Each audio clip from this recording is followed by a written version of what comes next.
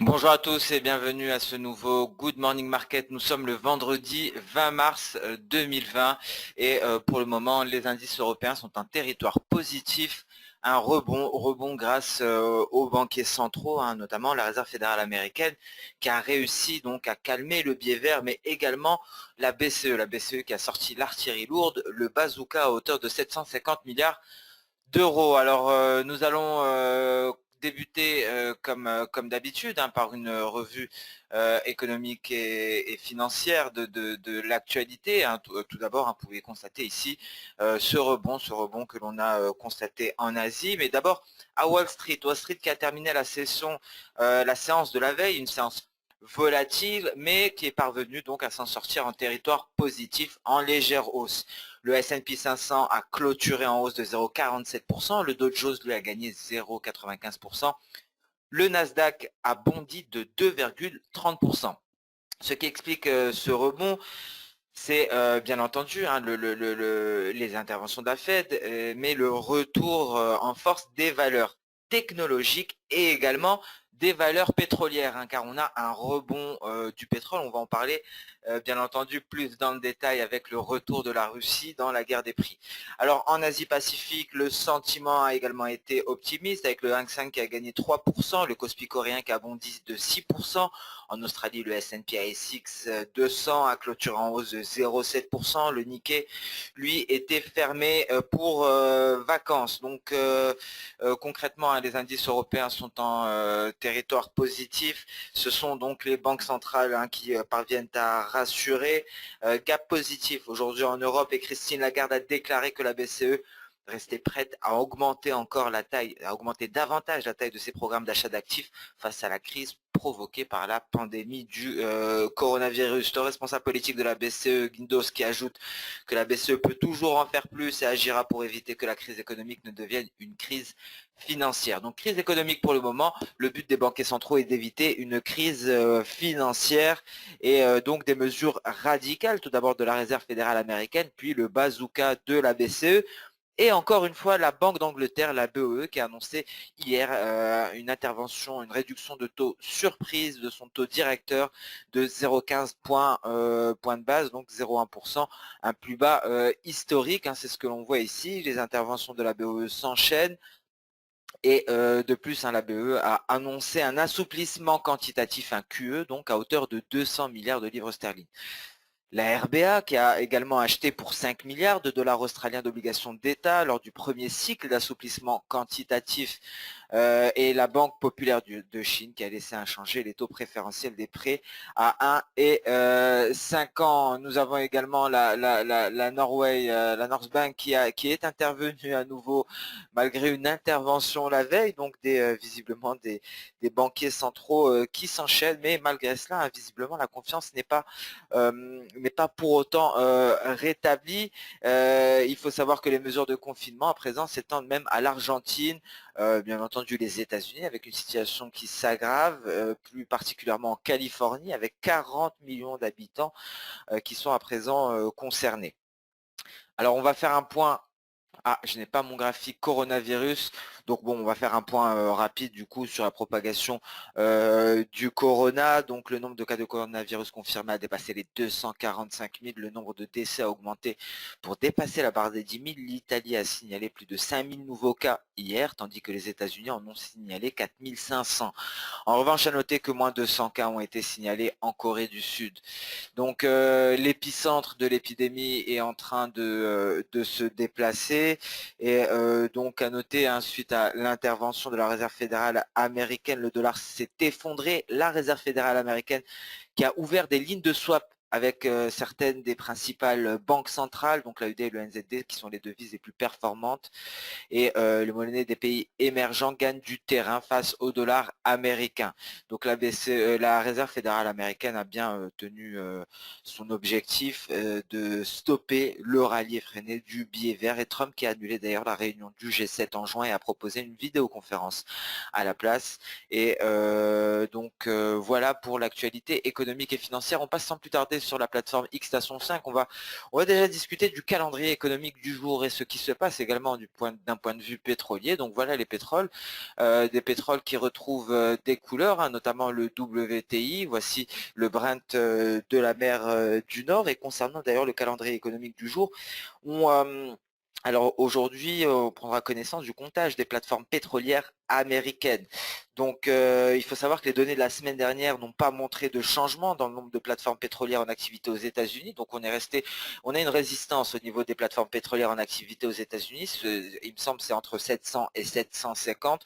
On est toujours au même niveau, en dessous de cette résistance, mais on ne baisse pas considérablement pour le moment. Pourquoi c'est important? Il faut savoir que aux États-Unis, le secteur pétrolier est le premier à souffrir de cela. À côté, il y a bien entendu l'Irak, le Venezuela et l'Iran, mais les États-Unis en souffrent énormément. Donc cette donnée pourrait prendre de l'importance aujourd'hui. On pourrait s'éloigner de cette résistance des 750 plateformes pétrolières en activité aux États-Unis. Et même d'ailleurs à savoir hein, que la semaine dernière, on avait même noté une augmentation des plateformes pétrolières en activité aux US. Donc on attend la donnée d'aujourd'hui et si on ne voit pas d'impact, ce serait vraiment surprenant hein, vu ce qui se passe sur le marché pétrolier. Donc normalement, on devrait fortement se replier à ce niveau-là. Donc ça, selon moi, ce sera le catalyseur du jour. Ça sera à 18 h. Alors avant cela, il y aura d'autres choses. Au Canada, à 13h30, les ventes de détail pour le mois de janvier. À 15 h aux États-Unis, les ventes de maisons existantes pour février. Donc, mais pour moi, c'est à 18 h. C'est justement ce décompte des plateformes pétrolières aux États-Unis. C'est ce qui, selon moi, sera la donnée du jour. Et comme on peut le constater, souvenez-vous, corrélation négative entre le pétrole et l'USD4, donc l'USD4 qui perd du terrain grâce au rallye justement des pétroles. Et la Russie hein, qui est de retour, donc je n'en ai pas parlé, donc c'était ici. La Russie, donc on l'a appris ce matin, la Russie, souvenez-vous, il y a 2 jours, trouvait que les cours du pétrole étaient beaucoup trop bas et semblait renoncer à la guerre des prix du pétrole. Et la Russie a fait son grand retour ce matin en annonçant que le plan saoudien cela représentait tout simplement du chantage, pardon, et que la Russie ne reculerait pas. Donc la Russie visiblement est de retour dans cette guerre des prix du pétrole. On avait comme l'impression qu'elle avait été mise hors jeu et qu'il y avait un face-à-face entre le Moyen-Orient, plus particulièrement l'Arabie Saoudite et les États-Unis. Je vous rappelle qu'il y a eu une lettre qui a été rédigée par un sénateur mercredi soir à Donald Trump en vue d'imposer un embargo pour le pétrole en provenance du Moyen-Orient. Donald Trump a réagi le lendemain immédiatement et a dit que les États-Unis interviendraient en temps voulu. C'est en réponse justement à cette lettre qui a été envoyée par le sénateur Kramer mercredi soir et ça a été relayé bien entendu sur Twitter. Oui, je l'ai relayé il me semble. Et donc concrètement, on assiste à présent à nouveau au retour hein, des 3 acteurs majeurs, les États-Unis qui menacent, l'Arabie Saoudite qui poursuit et la Russie qui fait son grand retour, d'où la hausse du pétrole aujourd'hui. Donc on revient sur la plateforme Xstation 5, on va débuter par les indices, car il s'est passé des choses ce matin hein, sur les indices boursiers. Vous voyez, hein, je pense que c'est largement visible. Ce rebond, on peut le voir ici en journalier, mais on le comprend beaucoup mieux en intraday. Donc nous nous intéressons au DAX avant tout. On avait hier la formation en milieu d'après-midi d'une ETE inversée complexe. Pourquoi complexe? Car il y avait 2 épaules à gauche, 2 épaules à droite et une seule tête avec une ligne de coup qui correspondait grosso modo à une sortie du nuage par le haut. On l'a fait et on est même allé chercher une ligne de force V parce que bien entendu on a pu déterminer une vague en N haussier qui est allé chercher très précisément donc la ligne de force V, aux alentours des 9100, ligne de force V qui correspond également à un palier de SSB, ligne de force V qui correspond également grosso modo à un palier de Kijun. C'est ce qu'on est allé chercher ce matin, un rebond toujours fragile, donc surtout aujourd'hui, un vendredi. Le sentiment a tendance à se retourner en milieu de séance américaine, donc prudence, vous voyez le retrait du DAX, rebond encore une fois éphémère. On est juste allé peut-être valider cette épaule tête épaule inversée. Donc on peut voir l'épaule, la tête et l'épaule. Donc une figure de retournement qui est allé chercher ici la ligne de force V, épaule tête épaule inversée si vous préférez. Donc voilà pour le DAX en intraday. Bien entendu, le CAC 40 lui également est allé nous faire son petit rebond hein, de bon matin. Donc repli, repli du CAC 40 qui est allé chercher le haut de son nuage, la SSB, plus particulièrement une zone de résistance qui est caractérisée par un palier de Kijun ici, un palier de Tenkan et ce palier de SSB. Donc une zone de résistance que l'on peut étendre, hein, c'est une zone. Hein, ce n'est pas une résistance en soi, c'est un cluster de résistance, c'est-à-dire plusieurs résistances qui s'allient pour ne former qu'un seul et même niveau. Et le Dow Jones qui a décidé également de replacer au-dessus des 20K, des 20 000, ici elle n'est pas aussi belle, c'est une Kilroy également, une épaule tête épaule inversée, mais on la voit très bien hein, sur le DAX. Hein. C'est pour cela que très tôt ce matin, euh, je l'ai renvoyé donc à certains collègues parce qu'effectivement c'est la preuve de ce rebond de ce matin, de ce petit rebond pour aller chercher un objectif avant de repartir à la baisse. Mais attention, il faut se donner la possibilité de changer d'avis. Hein. Le flux d'actualité drive le marché actuellement pour avoir une autre annonce, hein, une autre intervention massive, voire inédite. Et là, ça pourrait encore donner un petit coup de souffle aux indices. En tout cas, pour le moment, ça semble s'estomper légèrement. On pourrait se stabiliser sur support avant de reprendre un mouvement éventuellement baissier. Donc, on a parlé du Dow Jones en intraday, on a parlé du CAC 40 en intraday, on a parlé du DAX en intraday. Voilà où nous en sommes en mensuel. On s'est retiré du nuage sur le S&P 500. S&P 500 en intraday, nous avons fait une petite sortie de nuage pour aller chercher cette résistance, ce palier ici de SSB. On revient en territoire négatif sur cette bougie 1 heure qui clôturera dans 25 minutes. Très exactement, le Nasdaq a fait la même chose. Il est allé chercher sa résistance, un palier de Kijun, les 7580. Et donc voilà, grosso modo, peut-être un rebond qui a pris fin. Je dis bien peut-être.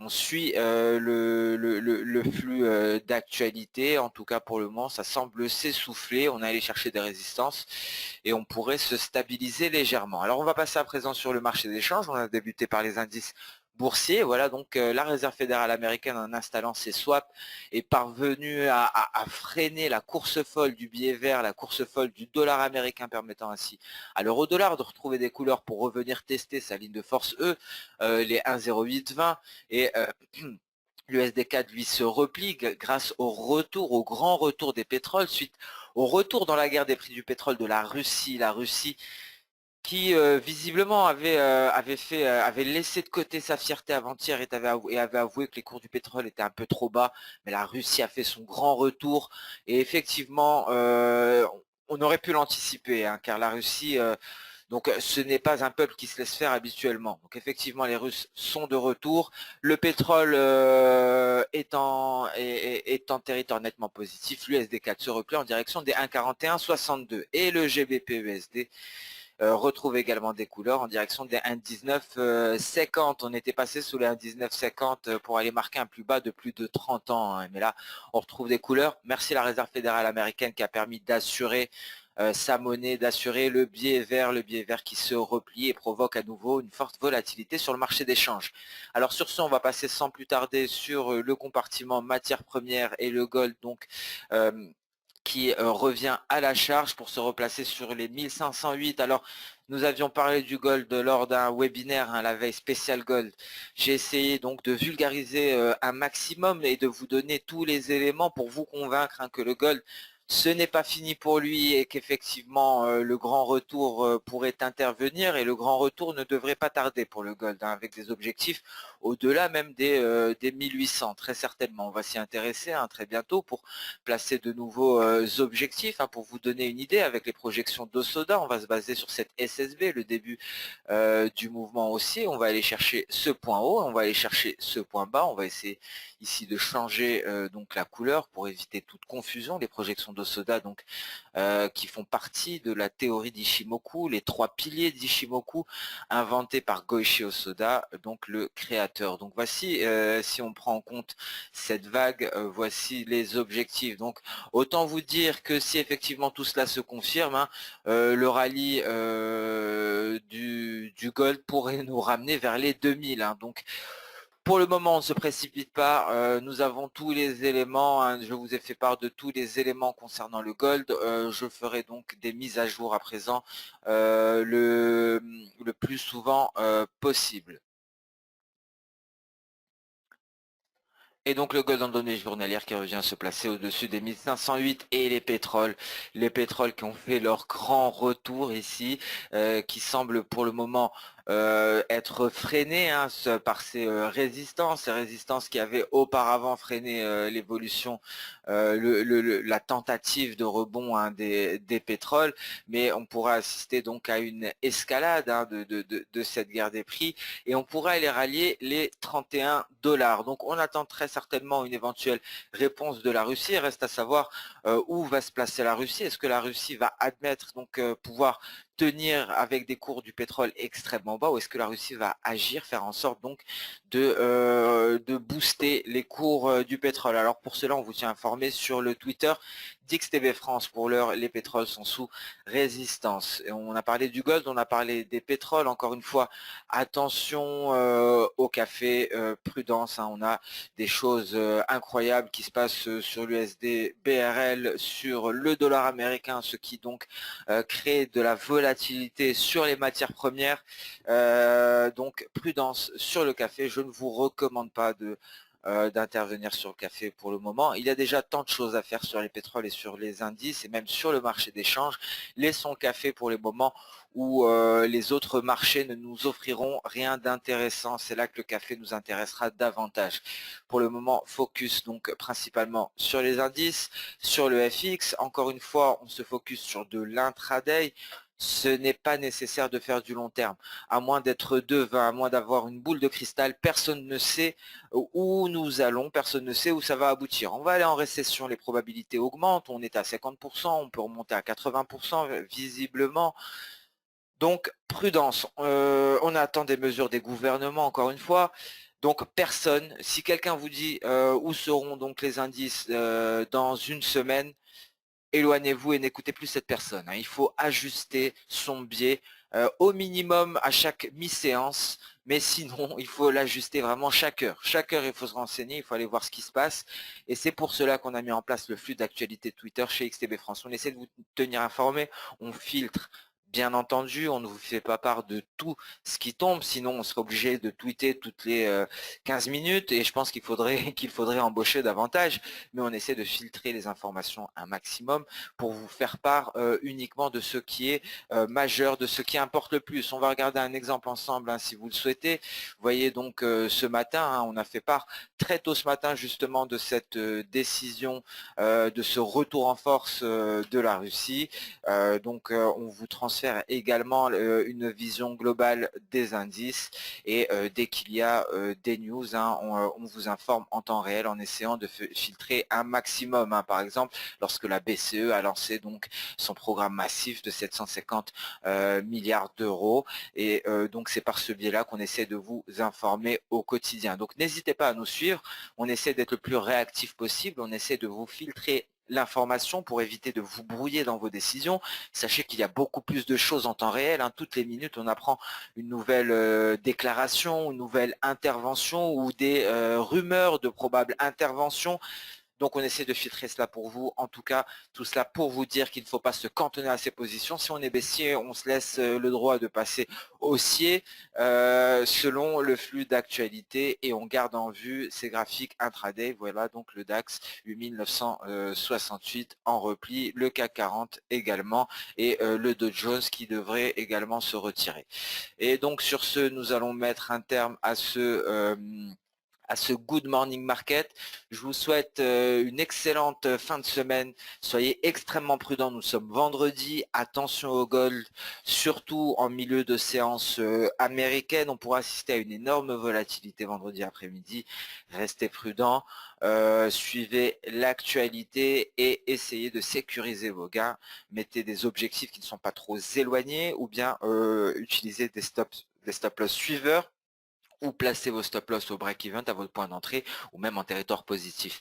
Sur ce, je vous souhaite une excellente fin de semaine, un excellent week-end. On se donne rendez-vous dès lundi pour le prochain Good Morning Market. Au revoir à toutes et à tous et à très bientôt.